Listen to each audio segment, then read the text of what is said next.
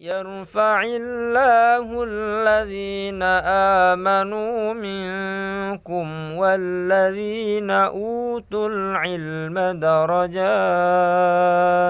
والله بما تعملون خبير. Metode Al-Bidayah, jembatan ngaji kitab kuning untuk para pemula. Bismillahirrahmanirrahim. Assalamualaikum warahmatullahi wabarakatuh. Alhamdulillah, pada kesempatan pagi hari ini kita bisa melanjutkan kajian rutin kita tentang teori dasar ilmu nahwu, yang dalam kesempatan ini insya Allah kita akan membahas tentang amil-amil yang bisa masuk pada mubtada dan khabar.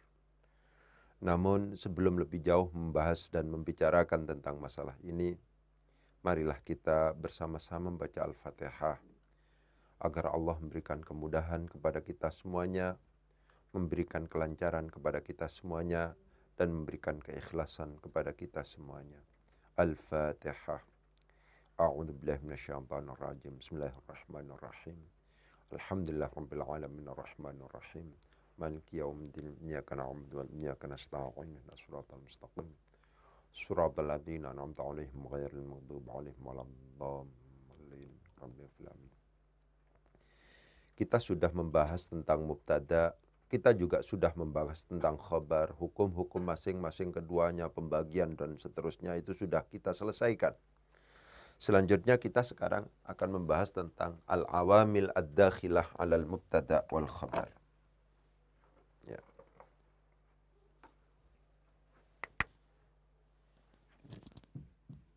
Al-awamil, amil-amil ad-dakhilah yang masuk alal mubtada'i, pada mubtada, wal khabari, dan khabar.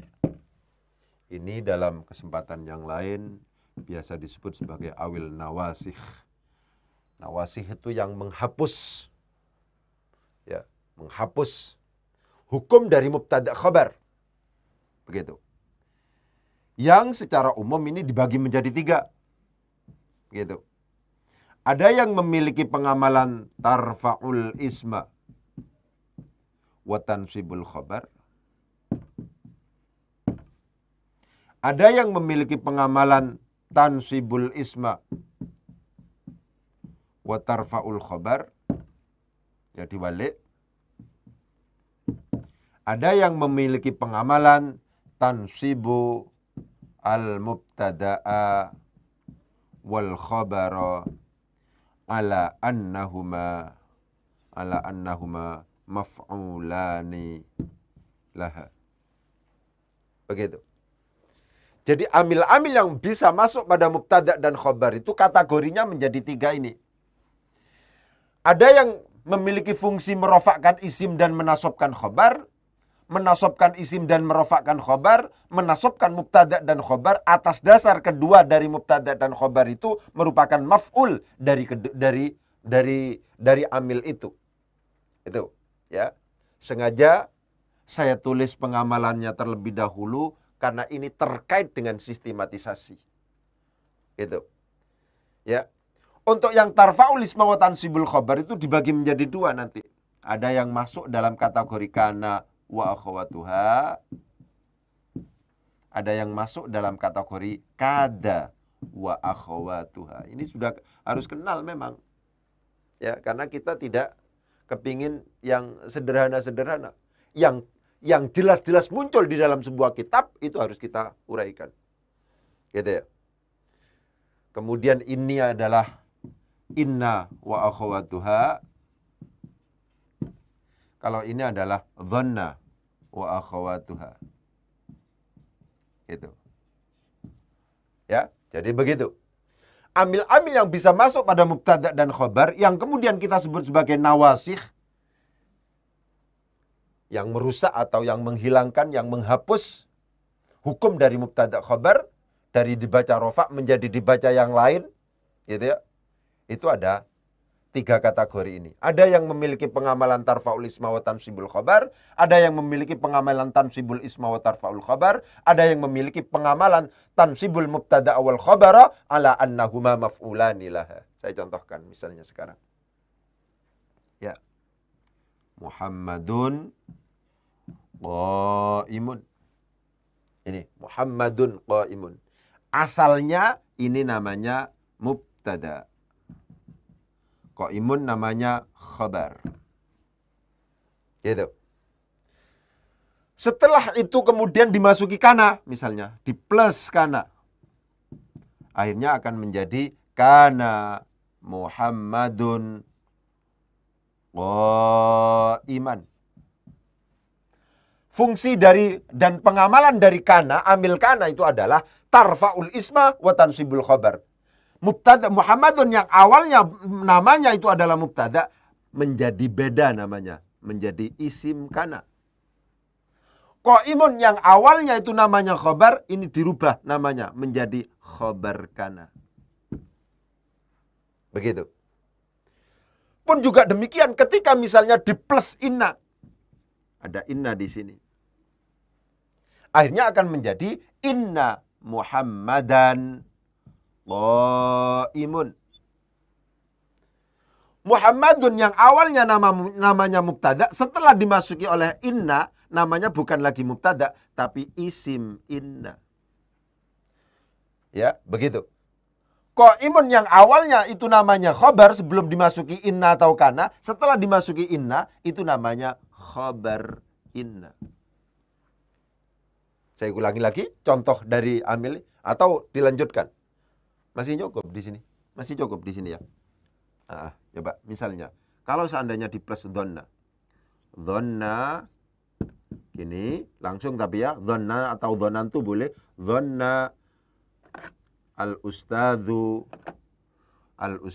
misalnya. Gak apa-apa dipakai dhanantu aja yang biasa. Ya, dhanantu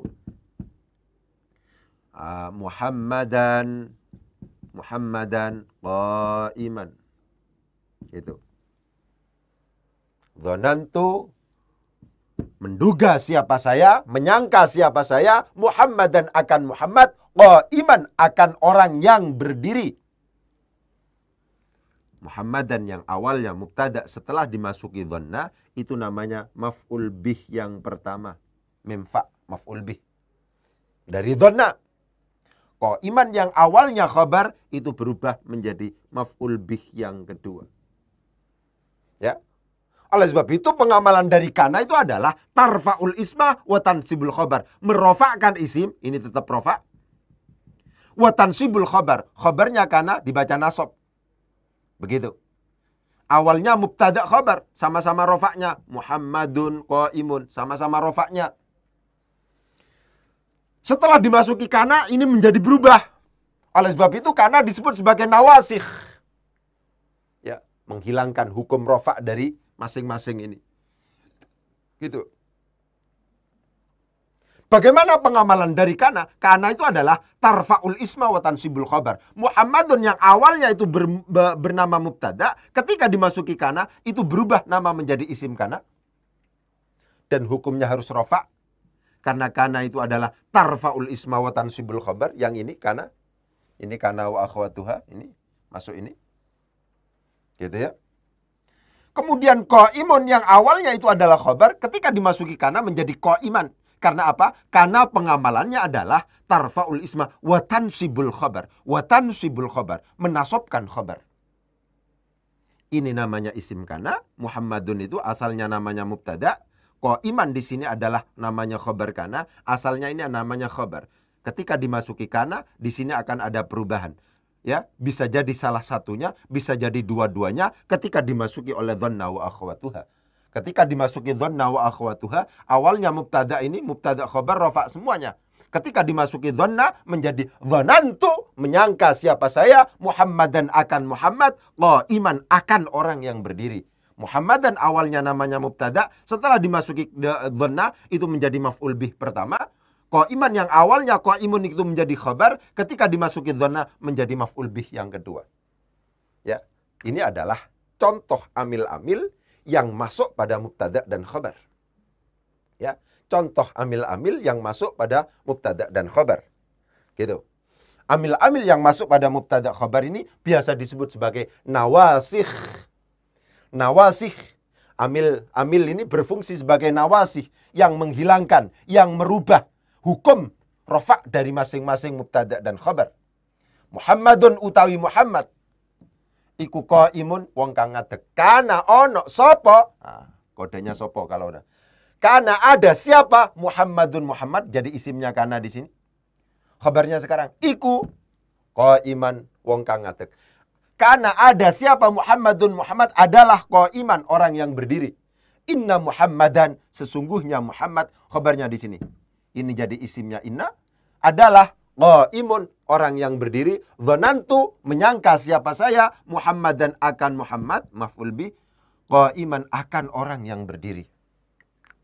Ya, ini adalah amil-amil yang bisa masuk kepada mubtada dan khabar. Saya ulangi lagi. Awalnya itu contohnya adalah Muhammadun qaimun. Muhammadun sebagai mubtada lebih disebabkan karena Muhammadun ini adalah isim makrifat jatuh di awal jumlah. Kok tahu kalau ini isim makrifat? Ya karena di sini termasuk dalam kategori isim alam. Karena ini termasuk dalam kategori isim alam maka disebut sebagai isim makrifat. Karena isim makrifat jatuh di awal jumlah maka dia disebut sebagai mubtada. Karena mubtada maka dia harus dibaca rofa. Tanda rofanya dengan menggunakan dhammah. Lebih disebabkan karena Muhammadun ini adalah berupa isim mufrad. Sudah selesai. Kenapa kok di dhammah? Ya kan? Qaimun itu adalah isim. Fungsinya di sini adalah mutimul faidah. Kenapa kok kemudian disebut sebagai mutimul faidah? Karena kalau seandainya diterjemahkan bahasa Jawa, itu adalah diberi kata-kata iku cocok, diberi kata-kata adalah dalam bahasa Indonesia itu cocok. Muhammadun bermula Muhammad adalah qaimun orang yang berdiri. Karena Muhammadun itu berkedudukan sebagai khobar maka harus dibaca rofa. Tanda rofanya dengan menggunakan dhammah. Lebih disebabkan karena qaimun di sini adalah berupa isim mufrad. Ketika yang berkedudukan rofa berupa isim mufrad maka ditandai dengan dhammah. Muhammadun utawi Muhammad iku qaimun wong kang adeg. Itu semacam itu. Sekarang dimasuki kana. Akhirnya menjadi kana Muhammadun qaiman. Kana Muhammadun qaiman. Kana Muhammadun qaiman. Kana ada siapa Muhammadun Muhammad adalah qaiman orang yang berdiri. Kana memiliki pengamalan tarfa'ul isma wa tansibul khabar. Merofakkan isim dan menasubkan khabar. Mubtada yang awalnya namanya mubtada ketika dimasuki kana menjadi isim kana. Khabar yang namanya awalnya itu adalah khabar ketika dimasuki kana menjadi khabar kana. Isim kana, khabar inna. Karena pengamalannya tarfa'ul isma wa tansibul khabar sehingga Muhammadun qaimun ketika kemudian dimasuki kana menjadi kana Muhammadun qaiman. Inna memiliki pengamalan tansibul isma wa tarfa'ul khabar. Tansibul isma wa tarfa'ul khabar. Begitu. Sehingga ketika dimasuki inna Muhammadun qaimun itu menjadi inna Muhammadan qaimun. Inna Muhammadan satuhuni Muhammad iku qaimun orang iku qaimun wong kang ngadeg. Inna Muhammadan sesungguhnya Muhammad adalah qaimun orang yang berdiri. Ketika dimasuki dhanna pengamalannya itu adalah tansibul mubtada'a istilahnya begitu wal khabara ala annahuma maf'ulani laha. Menasabkan mubtada dan khabar ala annahuma atas dasar bahwa kedua mubtada dan khabar ini itu adalah maf'ulani merupakan maf'ul dua laha untuk dhanna dan saudara-saudaranya. Itu semacam itu. Ya. Jadi begitu. Secara umum al-awamil ad-dakhilah 'alal mubtada'i wal khabari itu semacam itu. Amil-amil yang masuk pada mubtada dan khabar itu semacam itu, ya. Kemudian selanjutnya dalam konteks kana wa akhawatuha itu ternyata tidak hanya kana, ada kada juga. Nah, ini pengembangannya di situ. Dan itu para pemirsa harus dengar gitu ya. Harus dengar. Di samping kana yang memiliki fungsi tarfa'ul isma wa tansibul khabar itu ternyata juga ada kada. Cuman kada ini spesial. Apa spesialnya? Dia itu khabarnya harus berupa fi'il mudhari. Perhatikan, khobar dari kada ini harus berupa fi'il mudhari. Dia sama persis pengamalannya dengan kana wa akhwatuha, tarfa'ul isma wa tansibul khobar. Akan tetapi untuk khobarnya itu wajib berupa fi'il mudhari, kadang-kadang min an, kadang-kadang plus an. Perhatikan, saya contohkan, ini juga kana wa akhwatuha, temannya, tapi beda anunya, spesialis masuk pada khobar yang berupa fi'il mudhari. Ya, yakadu, kada, yakadu. Ini di dalam Al-Quran, yakadul barqu yakhtafu absarahum. Absarahum. Yakadul barqu yakhtafu absarahum. Kada yakadu. Yakadul barqu yakhtafu absarahum. Ini yakadu, kada yakadu. Al-barqu jadi isimnya di sini, bukan jadi fa'il. Yakhtafu jadi khabar di sini. Kebetulan tidak ada annya, tapi ini fi'il mudhari. Kada wa akhwatuha adalah juga merupakan teman dari kana yang memiliki pengamalan tarfa'ul isma wa tansibul khobar. Akan tetapi kada wa akhwatuha ini ketika beramal, khobarnya wajib berupa fi'il mudhari. Kadang-kadang ada annya, kadang-kadang min an, tidak ada annya, kadang-kadang plus an, ada annya, kadang-kadang. Yakadu al-barku, hampir saja yang namanya kilat itu adalah yakhtafu, menyambar, absarahum, penglihatan mereka. Khobar di sini, khobar di sini. Yakadu. Diperhatikan, kada wa akhwatuha itu adalah merupakan kalimat fi'il yang pengamalannya sama persis dengan kana, yaitu tarfa'ul isma wa tansibul khobar. Akan tetapi kada wa akhwatuha ini itu wajib khobarnya itu harus berupa fi'il mudhari. Bisa jadi fi'il mudhari yang menjadi khobar dari yakadu atau kada itu ditambah an, bisa jadi tidak ada tambahan an, sama saja itu. Pernah dengar ini ya dalam hadis, kadal faqru ayyakuna kufron, hampir saja yang namanya kefakiran itu menjerumuskan seseorang, menjadikan orang itu kafir. Ini pengamalannya sama persis dengan kana, akan tetapi khobarnya wajib berupa fi'il mudhari. Jadi kalau seandainya sampean ketemu dengan kada dan teman-temannya, saya sudah tulis sebenarnya, saya sudah ini belum sempat di print out ya. Nanti mungkin saya minta untuk pertemuan yang akan datang, kira-kira masalah ini akan kita lebih sistematisasikan ya. Ini sudah saya tuliskan sebenarnya. Nanti biar di-upload juga di internet sebagai pegangan panjenengan gitu ya. Itu ya. Jadi wacana tarfa'ul isma wa tansibul khobar itu tidak hanya kana wa akhwatuha yang merofakkan isim dan menasobkan khobar, tapi ada tambahan yang lain yang itu juga harus kita kenal karena itu nyata di dalam sebuah teks.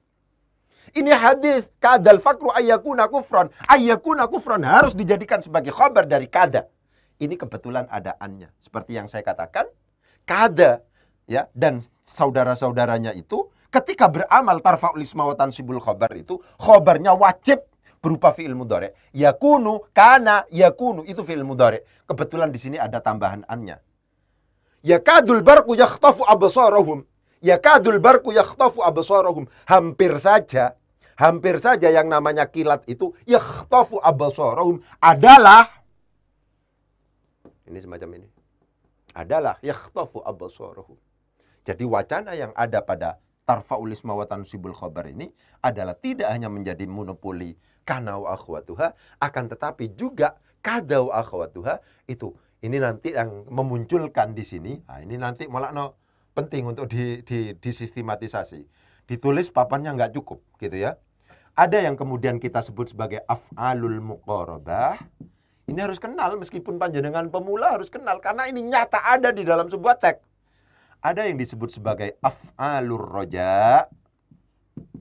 Ada yang disebut sebagai af'alus syuru'. Ya, kada wa akhwatuha itu dibagi menjadi menjadi tiga. Af'alul muqarabah, af'alur roja, af'alur syuru'. Ya, gitu. Lah, itu semacam itu. Tapi yang membedakan antara kana dan kada ini, kalau kada ini spesialis. Spesialis apa? Spesialis khobarnya harus berupa fi'il mudhari. Dan dia nanti kada itu memiliki fungsi muqarabah. Muqarabah itu maksudnya telah dekat. Hampir saja, itu kan telah dekat. Ya kan? Af'alu roja, pengharapan. Asa rabbuka ayyuhlika aduwakum misalnya. Aduwaka misalnya. Asa rabbukum ayyuhlika. Itu semoga. Af'alu roja. Ada juga af'alu syuru'. Akhadha yatakallamu misalnya. Akhadha, setelah musannif ini menyelesaikan tulisan akhadha, maka dia memulai adalah yatakallamu. Misalnya seperti itu. Af'alu syuru', af'alu roja, af'alul muqarrabah. Yang penting itu adalah kita kenal. Ketika kita membahas tentang kana wa akhawatuha misalnya, ternyata ada sesuatu yang spesial yang pada akhirnya sama dengan kana wa akhwatuha, akan tetapi fungsinya yang beda. Fungsinya di sini adalah af'alul muqarabah, af'alur roja, af'alus syuru'. Ketika kemudian kita menceritakan sesuatu yang hampir terjadi, maka pakai kada yang af'alul muqarabah. Ketika kita mengharapkan sesuatu, maka kita pakai yang kada wa akhwatuha, tapi yang termasuk dalam kategori fi'il af'alur roja. Ketika kita kepingin memulai pekerjaan misalnya, menunjukkan itu, maka pakai kada yang af'alus syuru'. Pertanyaan selanjutnya begitu. Nanti biar diupload oleh teman-teman. Yang termasuk dalam kategori af'alul muqarabah itu apa saja, Ustadz? Yang termasuk dalam kategori af'alur roja itu apa saja? Nanti biar diupload ya. Insya Allah mungkin besok ya. Karena nanti itu akan saya jawab pertanyaan-pertanyaan. Nanti sore. Itu. Yang af'alus syuru' itu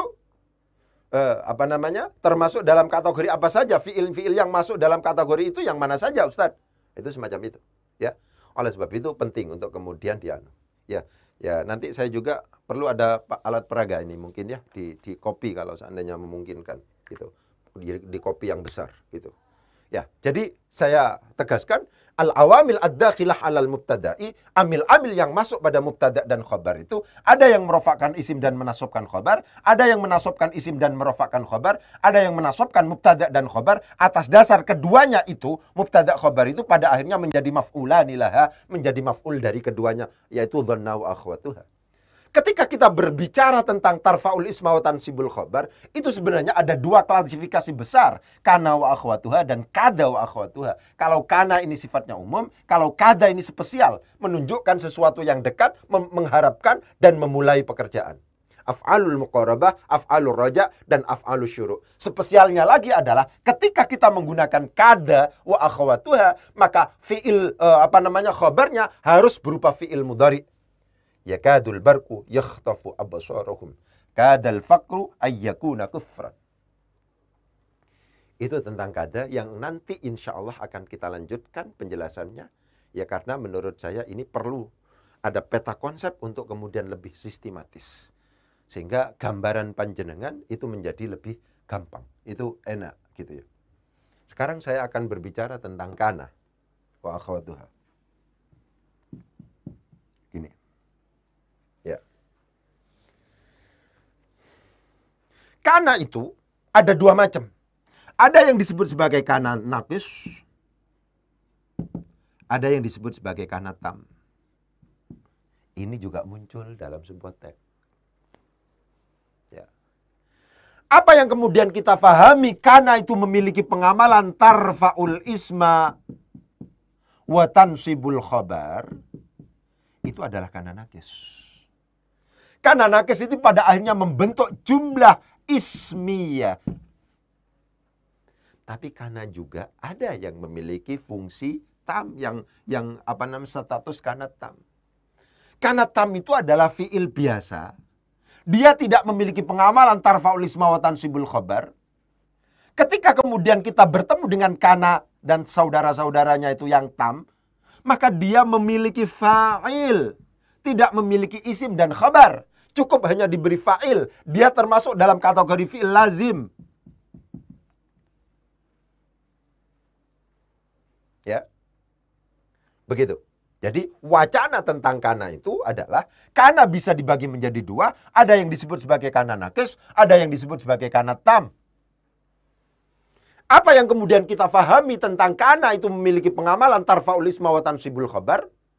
apa yang kemudian kita fahami tentang kana yang memiliki pengamalan tarfa'ul isma wa tansibul khabar, itu termasuk dalam kategori kana nakis. Ketika kana nakis, maka dia punya isim kana dan punya khabar kana. Ada juga yang disebut sebagai kana tam. Kana tam itu tidak memiliki isim dan tidak memiliki khabar.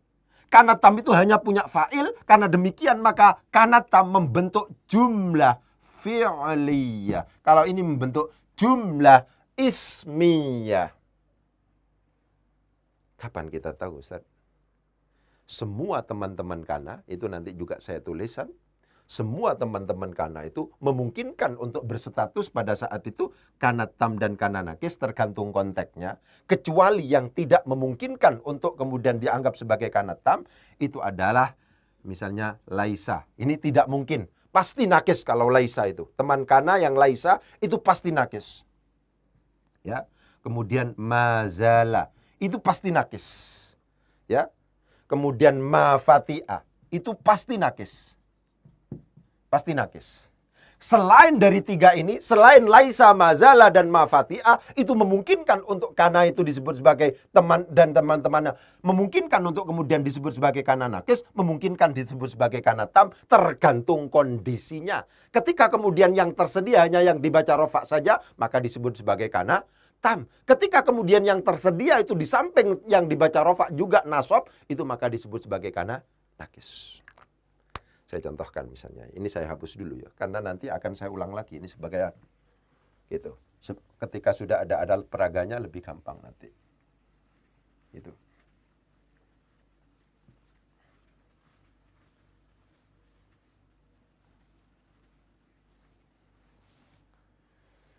Misalnya kata-katanya ini saya sudah tulis sebenarnya.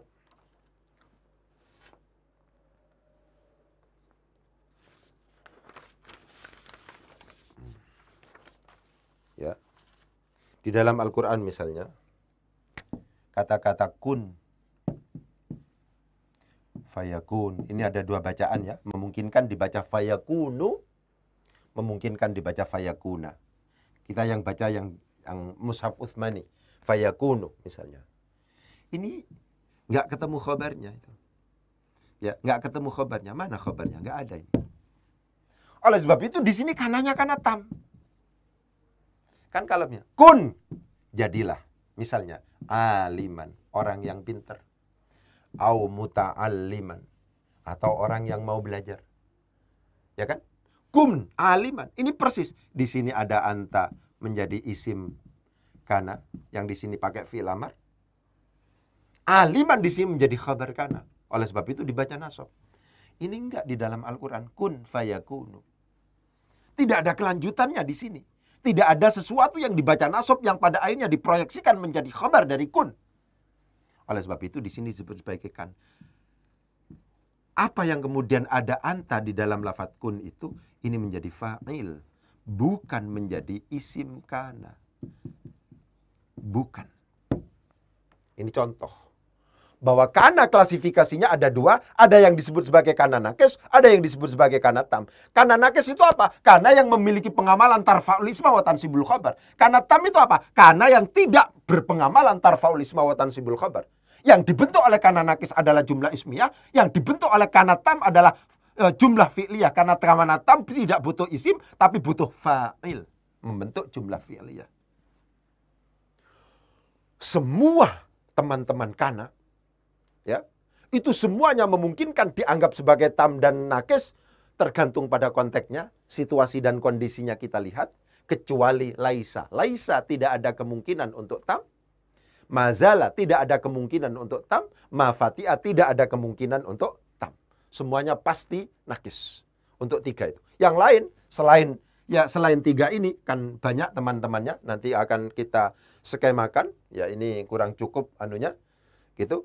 Itu selain itu memungkinkan untuk tam. Seperti kana misalnya. Kun fayakun. Kun di sini tidak memungkinkan untuk kemudian dianggap sebagai kana nakis.